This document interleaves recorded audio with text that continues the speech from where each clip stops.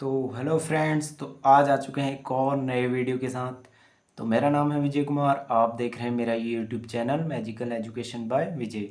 तो आज के इस वीडियो में हम देखने वाले हैं क्लास 10th मैथ्स का चैप्टर फर्स्ट, जिसका नाम है वास्तविक संख्याएं यानी कि रियल नंबर। तो आज इसके देखने वाले हैं प्रश्नावली 1.1। तो प्रश्नावली 1.1 का सबसे फर्स्ट क्वेश्चन देखते हैं हम। निम्नलिखित संख्याओं को अभाज्य गुणनखंड के गुणनफल के रूप में व्यक्त कीजिए। तो इसमें सबसे फर्स्ट पार्ट आता है हमारा 140। 140 को हमें अभाज्य गुणनखंड के गुणनफल के रूप में व्यक्त करना है। तो सबसे फर्स्ट हम क्या करेंगे, 140 के अभाज्य गुणनखंड बनाएंगे यहाँ पे, यानी कि 140 हम सबसे छोटी संख्या से किस चीज़ से डिवाइड हो जाएगा, हमारा 2 से हमारा यहाँ पे डिवाइड हो जाता है 140। तो 140 को अगर हम 2 से डिवाइड करते हैं तो हमारा आता है 70।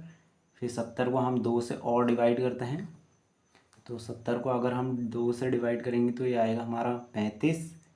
फिर 5 से डिवाइड करेंगे तो 5 सत्ते 35 होता है हमारा, 7 आ जाएगा।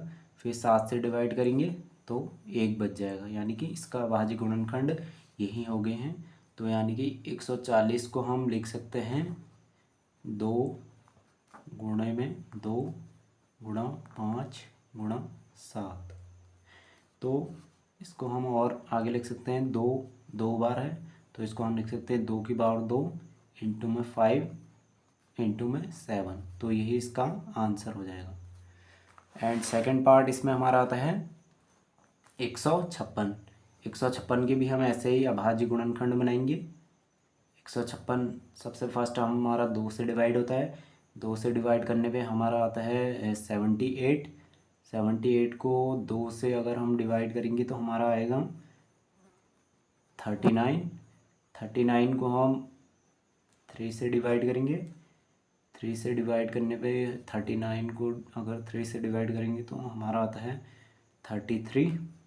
एंड 33 का भागा सीधे 33 में ही जाता है, तो हमारा आ जाता है 1। तो हम 156 को लिख सकते हैं 2 गुणा 3 गुणा 13। तो इसको हम लिख सकते हैं 2 2 बार आया हमारा, तो 2 की पावर 2 मल्टीप्लाई 3 मल्टीप्लाई 13, यही इसका आंसर हो जाएगा। एंड थर्ड पार्ट इसमें देखते हैं हम। ये है हमारा 3825। 3825 के भी हम ऐसे ही अभाज्य गुणनखंड बनाएंगे। तो 3825 को हम 2 से तो नहीं जाएगा, 3 से जाएगा हमारा इसमें भागा। तो 3 से देने पे हमारा आता है 1275। एंड 1275 को 2 से तो नहीं जाएगा, 3 से चले जाएगा। 3 से भागा करने पे हमारा आता है 425 आ जाएगा। 425 का हमारा 2 का तो नहीं जाएगा, 3 का भी नहीं जाएगा, 4 का भी नहीं जाएगा, सीधे 5 का देते हैं। 5 का इसमें भागा चले जाएगा, ये आ जाएगा हमारा 85। 85 को हम 5 से और डिवाइड करते हैं तो ये हमारा आता है 17। तो 17 में 17 का ही भागा जाता है, तो 17 1। तो 3825 को हम लिख सकते हैं 3 इंटू 3 इंटू 5 इंटू 17। तो इसको हम लिख सकते हैं, हमारा 3 2 बार आया तो 3 की पावर 2 लिख सकते हैं। 5 हमारा 2 बार आ गया तो 5 की पावर भी हम 2 लिख सकते हैं। एंड 17 को ऐसे ही लिखेंगे, यही हमारा क्या हो जाएगा, आंसर हो जाएगा। एंड चौथा पार्ट इसका देखते हैं। 5005 को हम किससे डिवाइड करेंगे, 2 से तो नहीं जाएगा हमारा, 3 से भी नहीं जाएगा, 4 का भी नहीं जाएगा, तो सीधे हम 5 का देते हैं। 5 का चले जाएगा, 5 का अगर हम देंगे तो ये आ जाएगा हमारा 1001। और 1001 को आगे हम डिवाइड करते हैं 7 से, 7 से चले जाता है इसका भागा, तो ये आ जाता है 143। 7 से डिवाइड करने पे 1001 को हमारा आता है 143। 143 को हम 11 से चले जाता है, 11 का भागा देंगे तो आ जाता है हमारा 13। 11 का भागा देंगे हम तो 13 आ जाएगा। एंड 13 को हम फिर 13 का भागा 13 में ही जाता है तो 1 लिखेंगे, यानी कि 5000 5 को हम लिख सकते हैं 5 गुणे में 7 गुणे में 11 गुणे में 13। यही हमारा क्या हो जाएगा, आंसर हो जाएगा। एंड फ्रेंड्स, इस फर्स्ट प्रश्न का एक पार्ट और रह जाता है, फिफ्थ वाला, वो मैंने आपके लिए छोड़ा है। अगर आपको नहीं आता है आप ट्राई करिए ऐसे ही निकालने के लिए। अगर नहीं होता है तो आप मुझे कमेंट बता दीजिएगा, मैं उसका आंसर आपको बता दूंगा। एंड बात करते हैं सेकंड क्वेश्चन की ओर बढ़ते हैं अपने। सेकंड क्वेश्चन में हमसे बोला है पूर्णांकों के निम्नलिखित युग्मों के एचसीएफ और एलसीएम ज्ञात कीजिए तथा इनकी जांच कीजिए कि दो संख्याओं का गुणनफल एचसीएफ इंटू एलसीएम है। यानी कि सबसे फर्स्ट हमें क्या करना है, पूर्णांकों के निम्नलिखित युग्म के एचसीएफ और एलसीएम ज्ञात करने हैं। इसमें सबसे फर्स्ट बात रहता है हमारा 26 और 91। 91 और 26 के पहले हम एलसीएम और एचसीएफ ज्ञात करेंगे। तो इसको भी हम सबसे फर्स्ट 26 को हम अभाज्य गुणनफल के रूप में तोड़ेंगे। तो 2 का भागा चले जाता है 13 एंड 13 का 13 में एक बार। तो 26 को हम लिख सकते हैं यहाँ पे 2 इंटू 13 यानी कि 2 गुणा 13 के रूप में लिख सकते हैं। एंड ऐसे ही हम 91 को भी अभाज्य गुणनखंड के रूप में तोड़ेंगे। तो 7 का भागा जाता है हमारा 91 में सीधे, तो यहाँ पे आ जाता है 13। 13 का 13 में भागा देंगे तो 1। तो यानी कि 91 को हम लिख सकते हैं यहाँ पे क्या, 7 गुणा 13। तो यहाँ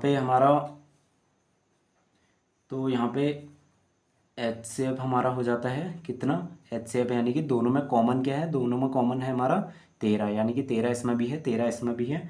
तो ये हमारा क्या हो जाएगा, एचसीएफ हो जाएगा। 13 हमारे यहाँ पे एचसीएफ हो जाएगा।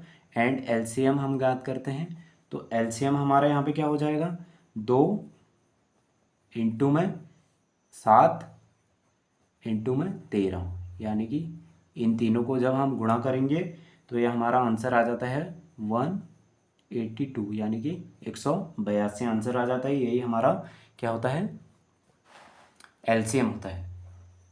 तो यहाँ पे एलसीएम और एचसीएफ तो निकल गया। तो बाद में हमसे क्या बोला है, तथा इसकी जांच कीजिए कि दो संख्याओं का गुणनफल बराबर एचसीएफ इंटू एलसीएम, यानी कि हमसे क्या बोला है, दो संख्याओं का गुणनफल, यानी कि 26 गुणा में 91 जब हम करेंगे तो ये आना चाहिए हमारा क्या, एचसीएफ गुणा एलसीएम, यानी कि हमारा एचसीएफ क्या निकला, एचसीएफ हमारा निकला 13 गुणे में 182, यानी कि 182, और इसको हम जब गुणा करेंगे तो ये बराबर आने चाहिए। तो अगर हम 26 और 91 को गुणा करते हैं, 26 और 91 को गुणा करते हैं तो हमारा आता है 2366, और हम 13 और 182 को भी गुणा करते हैं तो भी हमारा आता है 2366। तो यानी कि ये हमारा सत्य हो जाता है, यानी कि यही हमारा क्या हो जाता है, आंसर हो जाता है। तो इसका सेकंड पार्ट देखते हैं। सेकंड पार्ट में भी हम ऐसे ही करेंगे। सेकंड पार्ट में भी सबसे फर्स्ट हम 510 के अभाज्य गुणनखंड करेंगे, यानी कि 510 में हमारा जाएगा 2 का जाता है हमारा 255 बार, फिर देंगे हम 3 का आता है हमारा 85, और उसके बाद 5 का चले जाएगा, 5 का जाता है हमारा 17 बार, तो 17 में एक बार।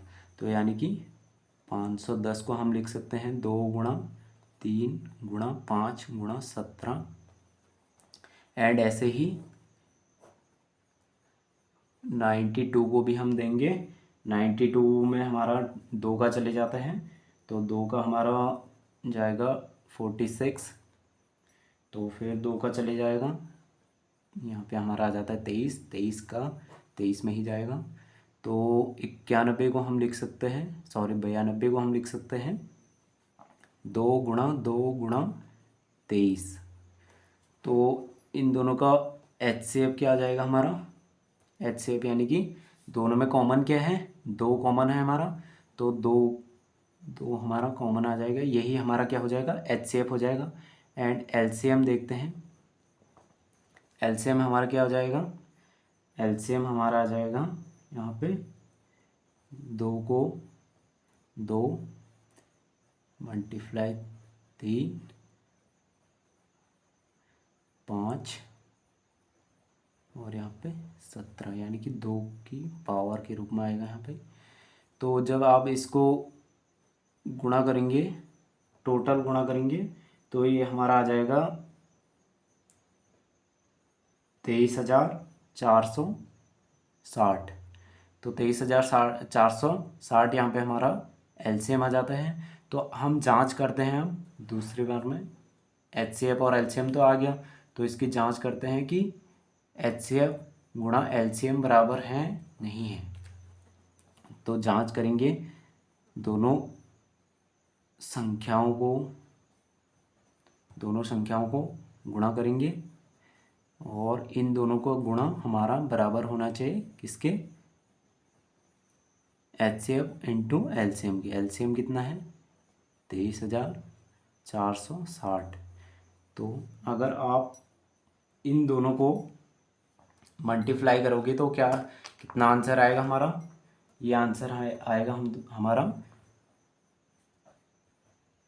46,920। एंड जब इन दोनों को भी आप गुणा करेंगे तो ये आ जाएगा हमारा 46,920। यही हमारा क्या होगा, आंसर होगा। तो फ्रेंड्स, तो क्वेश्चन नंबर 2 का भी एक पार्ट मैंने छोड़ा है। 3 पार्ट है इसमें, 2 पार्ट मैंने आपको करा दिए। इसी के हिसाब से आप तीसरा पार्ट खुद ट्राई कीजिए, तभी आपको आएगा। ऐसे देख करके, ऐसे लिख करके आपको नहीं आएगा। आप जब कोशिश करेंगे, ट्राई करेंगे सवाल को, तभी आपको आएगा। इस वीडियो में इतना ही। आज हमने 2 क्वेश्चन सॉल्व किए। आने वाले वीडियो में हम तीसरा, चौथा और 5वां क्वेश्चन सॉल्व करेंगे इसके। तब तक के लिए इस वीडियो में इतना ही। अगर आपको ये वीडियो पसंद आए हो तो इसे लाइक करें, शेयर करें, कमेंट करें। कोई भी सवाल आपको नहीं आता है तो वो आप मुझे कमेंट बॉक्स में कमेंट करके पूछ सकते हैं। तो फ्रेंड्स, ऐसे वीडियोस को बनाने में बहुत मेहनत लगती है। आप एक लाइक करते हैं तो ऐसे वीडियो बनाने के लिए मुझे हौसला मिलता है। इसलिए आपका एक लाइक मुझे ऐसे क्रिटिकल वीडियोस बनाने के लिए और मोटिवेट करता है।